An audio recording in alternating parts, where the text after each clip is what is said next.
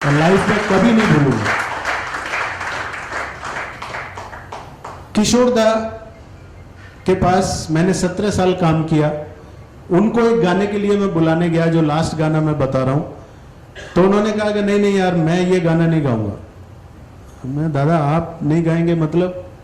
बोले नहीं, जो भी मेरा असिस्टेंट बनता है ना, वो एक गाना मेरे से गवाता है और प्रोड्यूसर को बोलता होगा कि किशोर तो मेरी मुट्ठी में, मैं बोलूंगा वो गा देगा।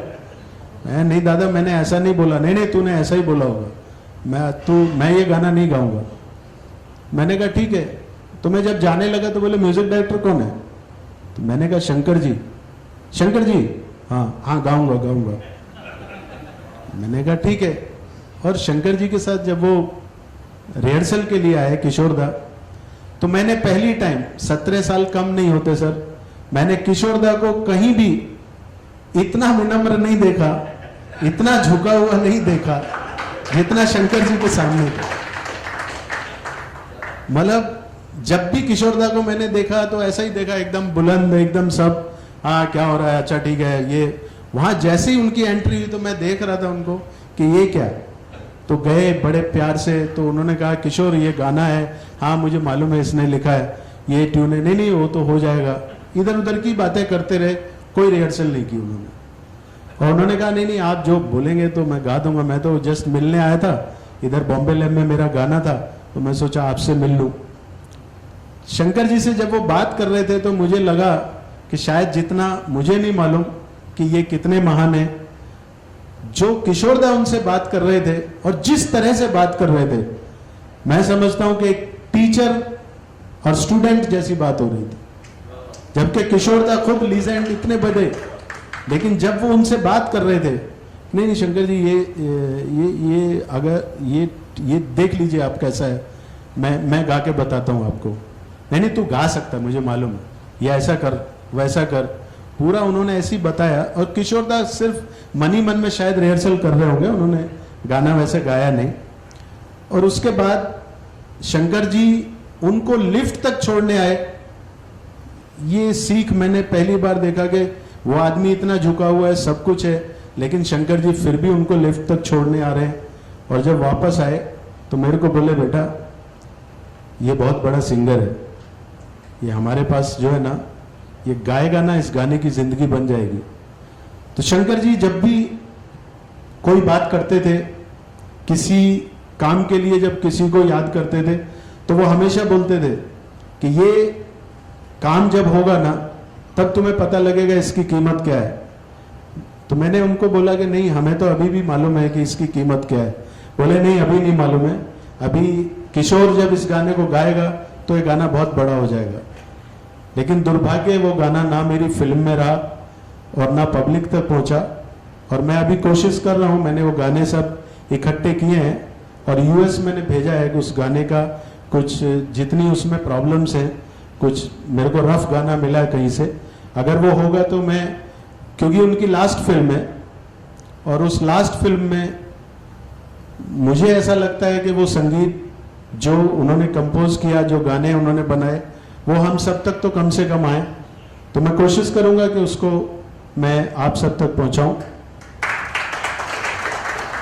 शंकर जी ने एक बात और मेरे साथ बहुत अच्छी करी। उन दिनों क्या था, डायरेक्टर का नाम ही बड़ा था लेकिन पैसे तो उतने मिलते नहीं थे, क्योंकि 1100 रुपये में तो साइन किया और उसके बाद तो कोई पैसे नहीं देता था, सब काम करो। शंकर जी हमेशा बोलते थे कि बेटा मैं हूं ना। तो मेरे को समझ में नहीं आती थी मैं हूं ना का मतलब क्या, कि अभी या तो मैं उनसे पैसे मांगू या कुछ करूं। उन्हीं दिनों मेरा एक दिवाली थी, ये मैं शेयर कर रहा हूं, बहुत मेरी गरीबी की बात है। दिवाली का दिन था और मेरा एक एलपी रिलीज हो रहा था HMV से। तो मैंने मेरी बीवी को बोला कि इससे अच्छी दिवाली कोई हो नहीं सकती कि इस दिवाली पे मेरा एक रिकॉर्ड रिलीज हो रहा है।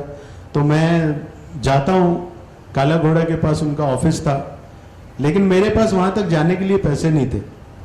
तो मैं उन दिनों स्टोव पे खाना बनता था, स्टोव का तेल निकाला मिट्टी का और उसको दुकानदार को बेच दिया और टिकट लिया उस पैसे से। और मैं वहाँ से बांद्रा से ट्रेन पकड़ के वहाँ पहुँचा और उनके ऑफिस में दुबे जी शायद होते थे मैनेजर, हाँ उनके पास में गया और उन्होंने बोला नहीं नहीं हम ऐसे कैसे आपको दे देंगे, इसके तो पैसे लगते हैं। लेकिन मेरे पास उतने पैसे नहीं थे, मेरे पास रिटर्न टिकट ही थी। तो मैंने कहा सर मैं सुधाकर शर्मा हूँ, मैंने गाना लिखा है, मेरा नाम है इस पे। अब हुआ यूं कि बड़े एक राइटर और थे मेरे साथ, उनका फोटो था मेरा नहीं था, मेरा कौन फोटो लगाता। तो मैंने कहा सर मेरा फोटो नहीं लगा है, गाना तो मेरा नाम है। बोले नहीं नहीं हम नहीं देंगे, आप जाइए आप मार्केट से खरीदिए। तो मैं ऐसे सीढ़ियाँ उतर के जो है ना, शायद पहली बार तो नहीं कहूँगा, 2-4 बार रोया, स्ट्रगलर रोते ही रहते। लेकिन उस टाइम मैं दिवाली पे मेरे आंसू आ गए और मैं सोचा कि यार क्या फ़ायदा काम करके। देखा एक बड़ी गाड़ी में से शंकर जी उतरे और उन्होंने देखा तू यहाँ क्या कर रहा है। तो मैं एकदम से आंसू आ गए। मैंने बोला मैं आया था मेरा रिकॉर्ड लेने के लिए और ये लोग मेरे को दे नहीं रहे। बोले काय का रिकॉर्ड। मैंने कहा मैंने इससे पहले एक आपके साथ जो काम किया उससे पहले भी एक फिल्म मैंने की थी, लेकिन उसका अभी रिलीज हुआ है।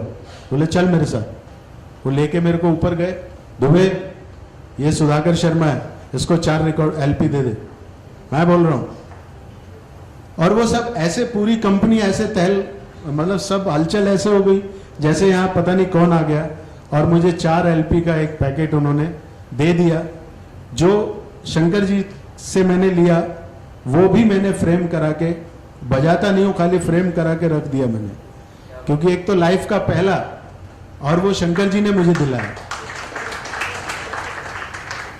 तो आज जो कुछ भी मैं हूं और जहां तक पहुंचा हूं उसमें शंकर जयकिशन के शंकर जी, हसरत जयपुरी साहब, इनका इतना हाथ है कि मैं इनका कर्जा तो शायद नहीं चुका पाऊंगा, लेकिन हाँ मेरी जिंदगी की जितनी रोटियां हैं सिर्फ इनसे इंस्पायर होके ही मैं खाता जरूर रहूंगा।